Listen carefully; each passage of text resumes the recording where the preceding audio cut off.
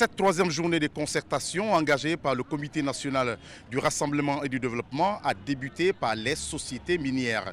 Ils étaient plusieurs à rallier la salle du 2 octobre pour rencontrer le président du CNRD. Alors, au sortir de cette rencontre, les investisseurs, surtout ces patrons des sociétés minières, se disent rassurés et aptes à collaborer avec le CNRD tout en leur demandant de sécuriser les investisseurs et leurs biens. C'est une rencontre assez constructive, assez positive et qui pose les jalons d'une coopération solide pour à la fois le court terme et le long terme en ce qui concerne le secteur minier.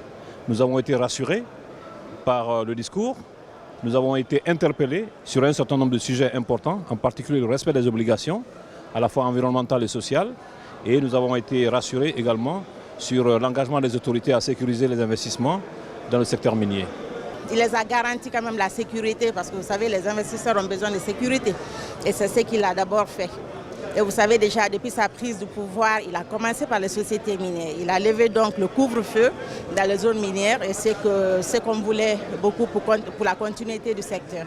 Depuis le 5 septembre dernier, la prise du pouvoir par le CNRD, l'une des décisions phares a été de laisser poursuivre les activités minières vu que le coût de certaines ressources minières ont augmenté sur le marché international.